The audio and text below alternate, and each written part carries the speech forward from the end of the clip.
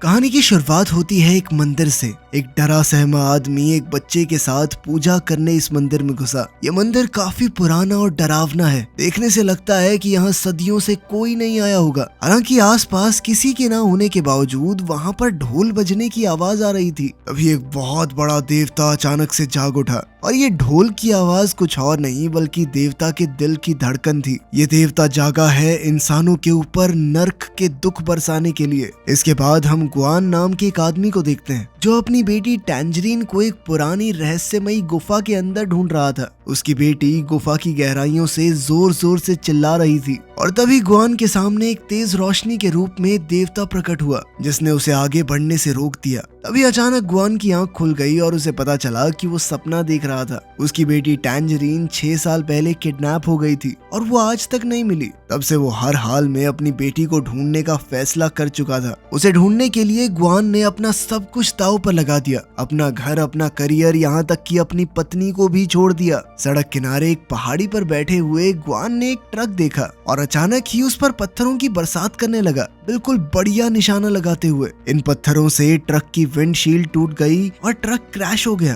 तभी गुआन नीचे उतर के गया और उसने ड्राइवर पर हमला किया, ये पूछते हुए कि उसकी बेटी कहाँ है। तभी ड्राइवर के साथी ने गुआन के सर पर जोरदार हमला किया जिसके बाद वो वहीं घायल होके गिर पड़ा। ड्राइवर और उसका साथी बचते हुए पैदल ही वहां से भाग गए। कुछ देर बाद जब गुआन को होश आया तो उसने ट्रक का पिछला दरवाजा खोला तो उसने देखा कि अंदर बहुत सारे बच्चे पिंजरों में बंद हैं। इस बात से पता चला कि गुआन ने किसी तरह से बच्चों की तस्करी करने वाले गिरोह का पता लगाया था और फिर सोच समझ के ही उनकी गाड़ी पर हमला किया। अपनी बेटी को ढूंढने की उम्मीद में उसने सभी पिंजरे देखे लेकिन टैंजरीन को ढूंढने में वो नाकामयाब रहा। तभी वहां पुलिस आई और देखने में ऐसा लगा कि गुआन ही बच्चों की तस्करी कर रहा है। इस आरोप में पुलिस ने उसे पकड़ लिया। पुलिस की गाड़ी में पीछे हथकड़ियों में बंद गुआन को नींद आ गई और फिर से उसे सपने में अपनी बेटी दिखाई दी। इस बार टैंजरीन काली दलदल सी बेलों में बंधी हुई थी। अचानक गुआन की आंख खुली तो उसने देखा कि पुलिस ने उसकी जेब से टैंजरीन की फोटो निकाल ली है। इस बात से वो बहुत गुस्से में आ गया और पुलिस वाले को पीट कर फोटो वापस ली,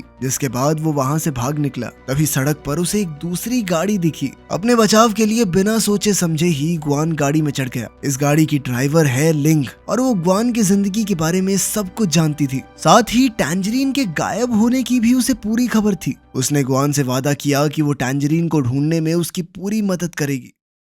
इसके बाद कहानी फिर से पुरानी सदी में पहुंच गई जहां कॉन्ग नाम का एक योद्धा कुछ हमलावरों से बचकर भाग रहा था। इन हमलावरों का लीडर एक बूढ़ा आदमी है। जैसे ही कॉन्ग एक पहाड़ी की चोटी पर पहुंचा उसे इन लोगों ने घेर लिया। अब ये लोग कॉन्ग को पकड़ने ही वाले थे कि तभी वहां उसकी बहन आ गई और उसने कॉन्ग को बचाने के लिए उसे पहाड़ी की चोटी से धक्का दे दिया। धक्का देने से पहले उसने कॉन्ग को पश्चिम दिशा में जाने की सलाह दी और फिर वो अकेली ही उन सब से भिड़ गई। लेकिन किसी तरह से कॉन्ग वापस पहाड़ी पर चढ़ा तो उसने देखा कि उस बूढ़े आदमी और उसके लोगों ने उसकी बहन को मार डाला था। अब कॉन्ग गुस्से में अपना भाला निकाल कर उस बूढ़े आदमी को मारने के लिए आगे बढ़ा, लेकिन बुढ़े ने उसे चेतावनी दी कि अगर तूने मुझे मारा ना तो तू कभी भी लॉर्ड रेडमेन से नहीं बच पाएगा। ये सब सुनने के बाद भी कॉन्ग ने उसे मौत के घाट उतार दिया। ये हंगामा खत्म हुआ और अब कॉन्ग अपने दुश्मनों से भाग भाग कर थक चुका था। अब कॉन्ग ने एक बड़ा फैसला लिया, शहर जाकर अपने सबसे बड़े दुश्मन लॉर्ड रेडमेन को मारने का।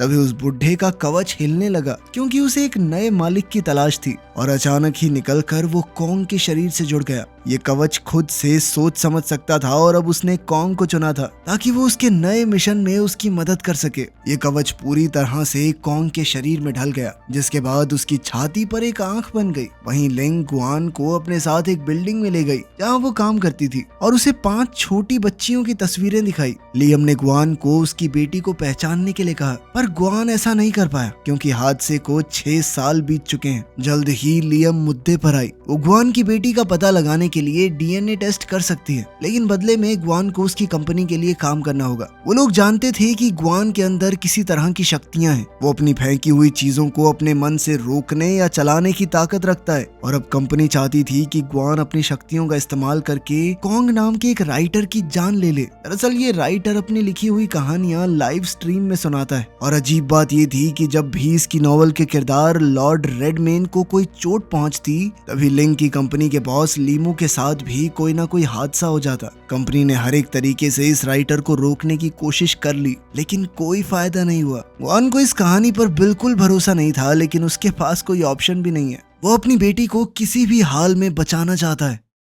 अगले दिन ग्वान एक नई लुक के साथ बाल वाल गडवा कर एक छोटे से शहर में पहुंचा जहां कॉन्ग रहता था। वहां जाते हुए ग्वान को कॉन्ग की ऑडियो बुक सुनकर पता चला कि जो चीजें या लोग उसके सपनों में आते हैं वो कॉन्ग की कहानियों से जुड़े हुए हैं। ग्वान ने कॉन्ग का पूरा दिन पीछा किया, उसे मारने के मौके की तलाश में, और आखिर में वो लाइब्रेरी पहुंचा। लेकिन वो छुपने में नाकामयाब रहा क्योंकि लाइब्रेरी में कॉन्ग और उसके अलावा और कोई नहीं था। अचानक कॉन्ग ने उससे पूछ ही लिया कि वो पूरे दिन से उसका पीछा क्यों कर रहा है। खुद को बचाते हुए ग्वान ने कहा कि सर, मैं आपकी नॉवेल्स का बहुत बड़ा फैन हूँ। इस बात से कॉन्ग बहुत खुश हो गया और ग्वान से ढेरों सवाल पूछ डाले। लेकिन इससे पहले ग्वान को जवाब देता लिंग ने उसे फोन किया और साइड में जाकर बात करने को कहा। लिंग ने ग्वान को बिना राइटर से बात किए सीधे उसे मारने का ऑर्डर दिया, लेकिन ग्वान ने लिंग की बात नहीं मानी और आगे भी कॉन्ग का पीछा करता रहा। ये दोनों दोबारा बातचीत करने लगे। तभी लिंग की कंपनी की एक गाड़ी ने दोनों को ही कुचलने की कोशिश की। ग्वान वहां से भाग गया, लेकिन उसकी डायरी जिसमें वो अपने सपनों के बारे में लिखता था वो पीछे छूट गई। कॉन्ग ने जैसे ही वो डायरी पढ़ी तो उसे अचानक से एक आइडिया आ गया कि कैसे वो अपनी कहानी को आगे बढ़ाएगा।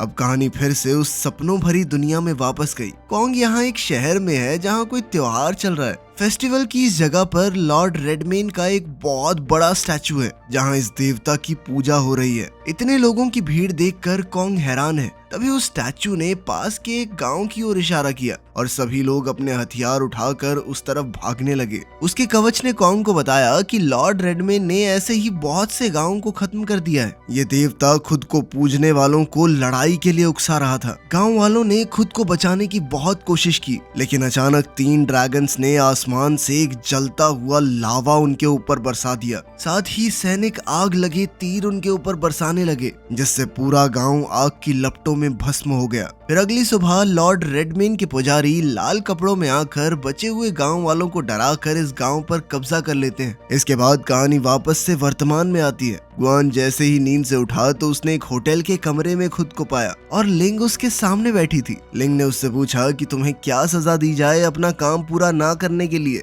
कुछ ही देर में कॉन्ग इस होटल के बाहर आया और ग्वान की डायरी उसे वापस दी, साथ ही उसकी कहानी के लिए इंस्पिरेशन देने के लिए शुक्रिया अदा किया। अगले सीन में ग्वान कॉन्ग को मारने के लिए वॉक करने के बहाने उसे एक अकेली जगह पर ले गया। उनकी बातचीत के दौरान कॉन्ग ने बताया कि अपने सपनों की दुनिया में मुझे एक छोटी लड़की मिली थी जो अपने भाई को बचाने की कोशिश कर रही है, लेकिन वो पहले ही मर चुका था। ये लड़की कोई और नहीं बल्कि ग्वान की बेटी टैंजरीन है। उसने टैंजरीन को दिलासा दिया और फिर इन दोनों ने मिलकर टैंजरीन के भाई को दफना दिया। टैंजरीन ने उन्हें ये भी बताया कि लाल कपड़ों वाले सिपाहियों ने ही उसके भाई को मारा है और वो हर उस आदमी को मार देंगे जो सूरज उगने के बाद घर से निकलेगा। टैंजरीन ने इस सपने में जो धुन फ्लूट में बजाई थी, बिल्कुल वैसी ही धुन कॉन्ग को असल दुनिया में ग्वान के साथ सुनाई दी, लेकिन इस धुन की आवाज से एक लाल सिपाही उनके पीछे लग गया क्योंकि अंधेरा होने के बाद से उन्होंने कर्फ्यू लगा दिया था, कोई बाहर नहीं निकल सकता। कॉन्ग ने टैंजरीन का पुतला बनाकर उस सिपाही का ध्यान भटकाया ताकि टैंजरीन वहां से भाग सके। पुतले को लड़की समझकर जब सिपाही कॉन्ग के पास पहुंचा तो कॉन्ग ने उसके सर के कवच पर वार किया। जैसे ही कवच फटा तो ग्वान का चेहरा बाहर आया जो अब कॉन्ग को मारने के लिए तैयार था। लेकिन जैसे ही ग्वान कॉन्ग को मारने लगा तभी टैंजरीन दोबारा वहां आ गई और ग्वान का ध्यान अपनी तरफ खींच लिया, लेकिन इस बार न जाने क्यों वो हिल नहीं पाया। इसी बात का फायदा उठाकर कॉन्ग और टैंजरीन वहां से भाग निकले।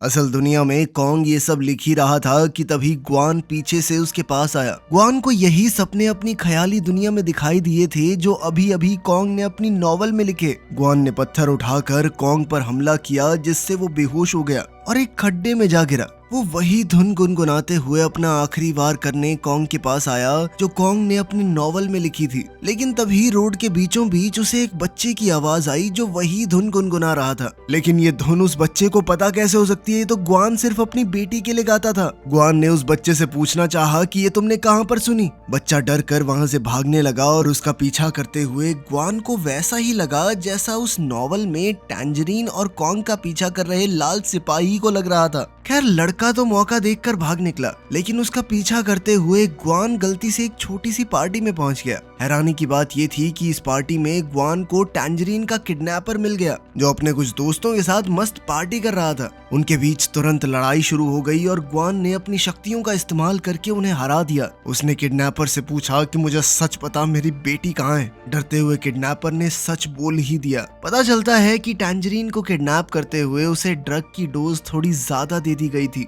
जिस वजह से टैंजरीन की मौत हो गई। जिसके बाद किडनैपर ने उसे बोरी में डालकर पहाड़ी के एक हिस्से में सड़ने के लिए छोड़ दिया। अपने गुस्से और दर्द से पागल होकर ग्वान उसका गला घोंटकर उसे मार देना चाहता था, लेकिन तभी लिंग वहां आ गई और फिर ग्वान को बेहोश करके अपनी गाड़ी में ले गई। जब ग्वान को होश आया तो उसने लिंग से कहा कि वो किडनैपर बोल रहा था, मेरी बेटी मार दी उसने। लीमू, जो कि लिंग का बॉस है, ये सारी बातें सुन रहा था और उसने लिंग को ऑर्डर दिया कि ग्वान को कह दो कि उसकी बेटी मरी नहीं है, वो किडनैपर झूठ बोल रहा था। लेकिन लिंग सिर्फ अपने फायदे के लिए ग्वान से इतना बड़ा झूठ कहने से कतरा रही थी। अब ग्वान ने लिंग से कहा कि मैं कॉन्ग को मार दूंगा, उसकी चिंता तुम मत करो, मुझे बस वो किडनैपर चाहिए, उसे मैं अपने हाथों से मारना चाहता हूँ, पुलिस कस्टडी से निकाल कर लाओ उसे मेरे लिए। इसके बाद हम देखते हैं कि लिंग का बॉस उससे काफी नाराज था, क्योंकि उसने तो लिंग से कहा था कि कह दे कि इसकी बेटी जिंदा है, लेकिन लिंग इतना नीचे नहीं गिरना चाहती थी। वहाँ उस ख्याली दुनिया में कॉन्ग और टैंजरीन उस लाल सिपाही से बचकर शहर में आ गए और उन्होंने इस लड़ाई की वजह से काफी लोगों को बिना वजह मरते देखा।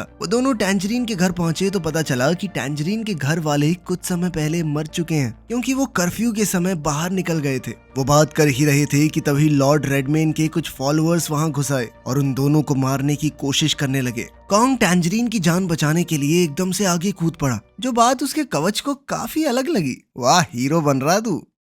असल दुनिया में कॉन्ग ग्वान को एक बिल्डिंग की छत पर मिला, इस बात से पूरी तरह अनजान कि जिस आदमी ने उस पर पहले हमला किया था वो खुद ग्वान ही है। ग्वान को पता चला कि अपने नॉवल में कॉन्ग ने ग्वान को लाल सिपाही के किरदार में डाला है, इसलिए जो चोट सिपाही के सर पर लगी थी वो अब ग्वान के सर पर भी है, जो ग्वान को किडनैपर से लड़ते हुए लगी थी। ग्वान ने कॉन्ग की नोटबुक ली तो उसे पता चला कि जो भी उसे अजीबोगरीब चीजें दिखती हैं वो कॉन्ग ने अपनी किताब में लिखी हुई हैं। और हैरानी की बात ये थी कि इस नॉवल में टैंजरीन भी एक जिंदा किरदार है। इस बात से ये चीज तो एकदम साफ हो चुकी थी कि कॉन्ग ने जाने अनजाने में अपने नॉवल का एक पैरेलल यूनिवर्स बना दिया है और वो इस नॉवल में जो कुछ भी लिखता है वो इस दुनिया के लोगों के साथ भी होता है। कॉन्ग ने बताया कि आखिरी चैप्टर में उसे और टैंजरीन को बहुत सारे रेडमेन के सिपाहियों ने घेर लिया था, जिसके बाद ग्वान ने आइडिया दिया कि कुछ भी करके उन्हें लड़ाई तो जीतनी चाहिए। अब कहानी फिर से उस काल्पनिक दुनिया में पहुंच गई जिसमें कॉन्ग अब रेडमेन के सिपाहियों से लड़ने वाला है। अचानक कॉन्ग के कवच ने उसके शरीर को छोड़ दिया और एक ऐसे जीव में बदल गया जो अपनी मर्जी से कोई भी हथियार बना सकता था।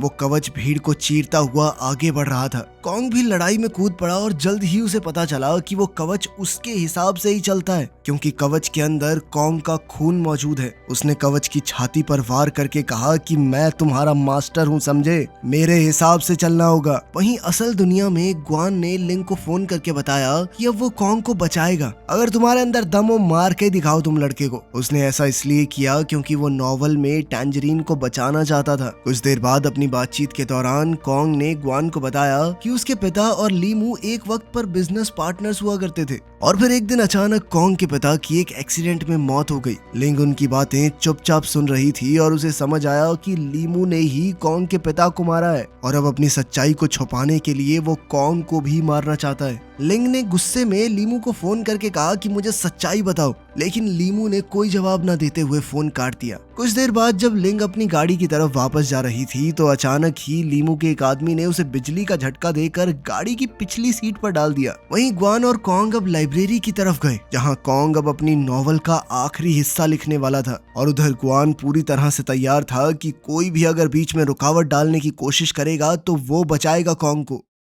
वहीं उस ख्याली दुनिया में कॉन्ग और टैंजरीन रेडमेन के महल में पहुंचे, जहां उन्हें हजारों की तादाद में लाल सिपाही पुतले बने हुए दिखाई दिए। कॉन्ग को पता चला कि रेडमेन के लोग इसी वजह से कर्फ्यू लगा देते थे, क्योंकि सूरज ढलने के बाद ये लाल सिपाही पुतले बन के बैठ जाते हैं। इसी दौरान अचानक लीमू के गुंडे लाइब्रेरी पहुंच गए और ग्वान ने अपनी शक्तियों का इस्तेमाल करके उनका सामना किया, लेकिन लीमू के गुंडे के पास बिजली को कंट्रोल करने की शक्ति थी। उसने ग्वान पर पानी फेंक कर उसे फर्श पर गिरा दिया और गिरे हुए पानी से उसे बिजली का तेज झटका दिया। ग्वान उससे सीधे तौर पर नहीं लड़ पा रहा था तो वो छुप गया। उसने मौका देखकर रबड़ के ग्लव्स पहनने के बाद ही उस पर अटैक किया ताकि उसे बिजली का झटका न लगे। फिर ग्वान का सामना एक दूसरे हमलावर से हुआ जो काफी ज्यादा ताकतवर था और ग्वान उसकी ताकत के सामने टिक नहीं पाया। उसकी किस्मत अच्छी थी कि लिंग किसी तरह खुद को छुड़ाकर उसकी मदद करने आ पहुंची थी। अब इन दोनों ने मिलकर हमलावर का सामना किया और उसे मार डाला। काल्पनिक दुनिया में कॉन्ग और टैंजरीन आखिरकार लॉर्ड रेडमेन के पास पहुंच चुके थे,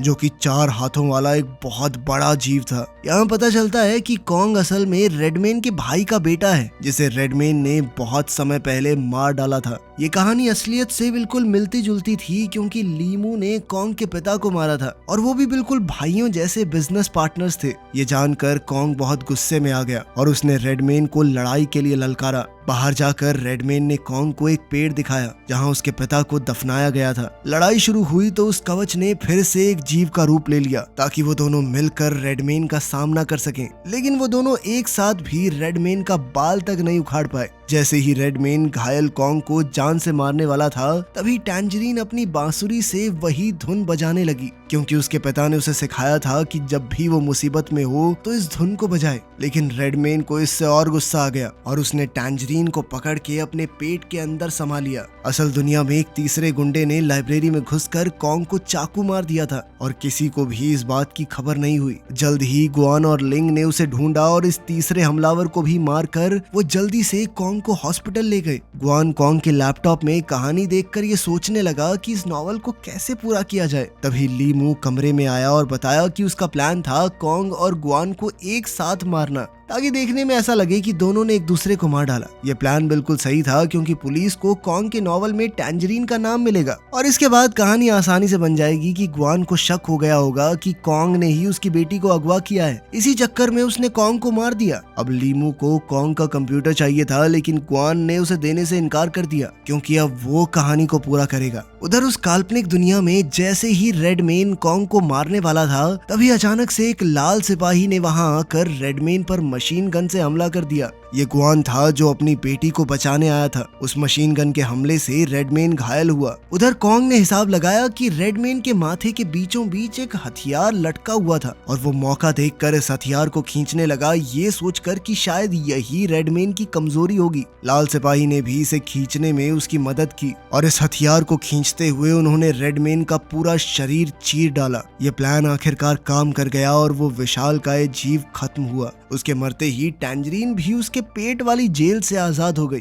आखिरकार बाप और बेटी उस दुनिया में मिल गए। वहीं असलियत में लिंग ये पढ़ रही थी कि ग्वान ने नॉवल को कैसे खत्म किया और जैसे ही उसमें रेडमेन की मौत हुई, वहां लीमू की भी जान चली गई। आखिर में ग्वान को दोबारा से वही धुन सुनाई थी और वो हॉस्पिटल के बाहर देखने के लिए भागा। तभी उसे वही लड़का दिखा जिसका वो पीछा कर रहा था, लेकिन इस बार उसके साथ एक लड़की भी थी जो कोई और नहीं बल्कि उसकी बेटी टैंजरीन ही है। चलो बाप बेटी मिल गए, कॉन्ग भी बच गया, हो गई हैप्पी एंडिंग। मिलते हैं अगली वीडियो में।